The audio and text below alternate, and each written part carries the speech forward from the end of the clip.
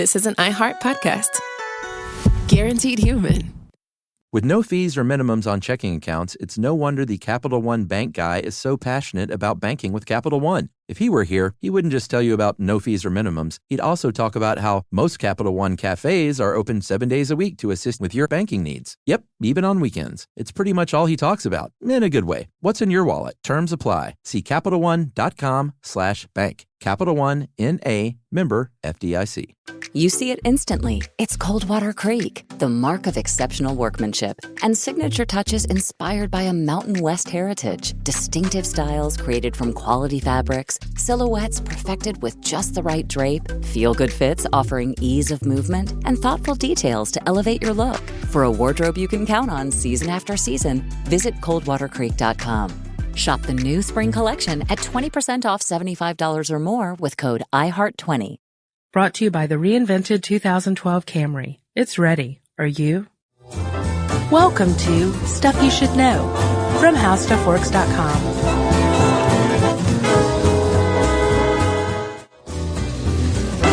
Hi, and welcome to the podcast. I'm Josh Clark, a staff writer here at HowStuffWorks.com. With me is my fellow staff writer, guy I like to call Chuck. Charles Chuck Bryant. How you doing, Chuck? I'm doing great, Joshua. How are you? I'm doing pretty good, Chuck. I've been thinking a lot about carbon dioxide. As you are often one to do. Yeah. I've come up with the theory that carbon dioxide is getting an awfully bad rap these days. Yeah, all you hear about is your carbon footprint, like your Sasquatch stepping on every beautiful thing on Earth. Exactly. And I think that, we are having a problem with carbon dioxide, but it's really us. Yeah, it's a human problem. Exactly. There's a type of carbon dioxide emission called anthropogenic, which means it's exclusively human created. Mm-hmm. Now, carbon dioxide is a vital part of Earth's processes. It's part of a biogeochemical process. Right. The carbon cycle. It's like the rain cycle, that kind of thing. And there's carbon dioxide stored in the atmosphere, in the ocean, in the soil. And plants. This is where these are stored. Plants, exactly. Another place that it's stored is in decaying carbon-based life forms or former life forms, say dinosaurs or things like that. Right. Stuff that's become things we use for fossil fuel. Mm-hmm. Now, rather than this carbon dioxide being released organically, we're digging this stuff up, burning it, and releasing this carbon dioxide en masse in a very inorganic way. Right. That's called OIL. Which is? Oil. Oh, yeah, right. I thought you were abbreviating something. No. Acronym? No? No, just good old-fashioned oil. We burn it, and the CO2 leaves as waste, just like in a snap. Exactly. There's nothing. Instead of taking place over eons. Right, which is where our problem comes in. What's the solution? Well, one solution would be if you could somehow capture this carbon. You're blowing my mind here, Chuck. What are you talking about? I know. You can actually do this. There's 3 ways you can capture carbon. One before it's burned, called pre-combustion.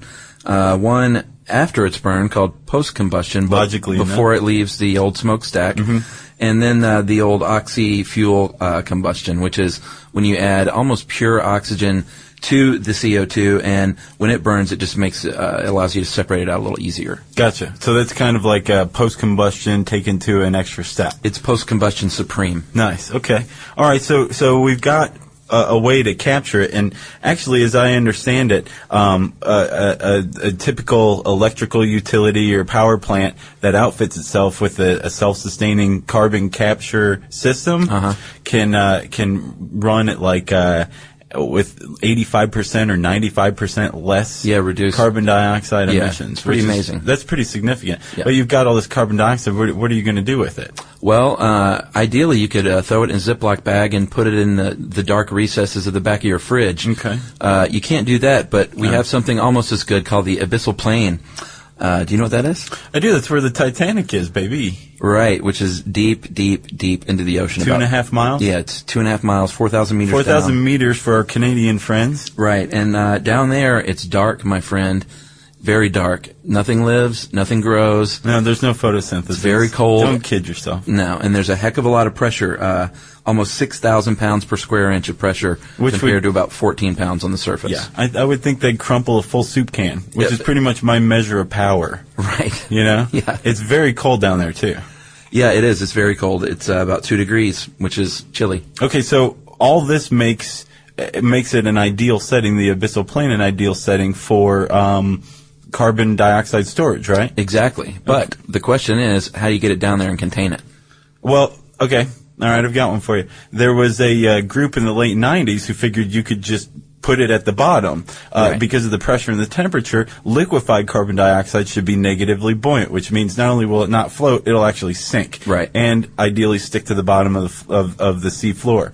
When they tried it, they injected some into a beaker. It turned into this lava lampy glob Right, stuff. and just kind of floated away. Yes. So a guy named Dr. David Keith came up with an idea.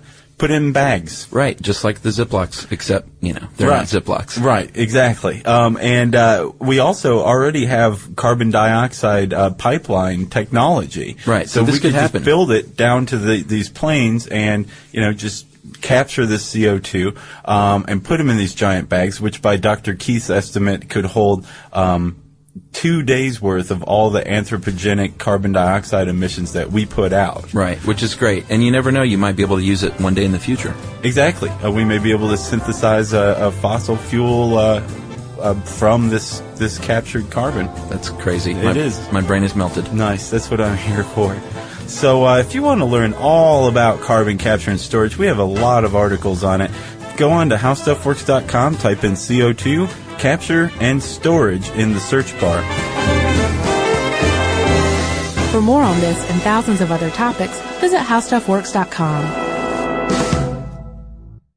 Brought to you by the reinvented 2012 Camry. It's ready. Are you? You see it instantly. It's Coldwater Creek, the mark of exceptional workmanship and signature touches inspired by a Mountain West heritage. Distinctive styles created from quality fabrics, silhouettes perfected with just the right drape, feel-good fits offering ease of movement, and thoughtful details to elevate your look. Coldwater Creek's authenticity is embodied in every piece, embracing its confident spirit that carries through to today. Discover Coldwater Creek clothing, designed to fit your life the way you want. For a wardrobe you can count on season after season, visit coldwatercreek.com. Shop the new spring collection at 20% off $75 or more with code IHEART20. If you're a maintenance supervisor for a commercial property, you've had to deal with everything from leaky faucets to flickering light bulbs. But nothing's worse than that ancient boiler that's lived in the building since the day it was built, 50 years ago. It's enough to make anyone lose their cool. That's where Grainger comes in. With industrial-grade products and dependable fast delivery, Grainger can help with any challenge, from worn-out components to everyday necessities. Call, click Grainger.com, or just stop by. Grainger, for the ones who get it done. This is an iHeart podcast. Guaranteed Human.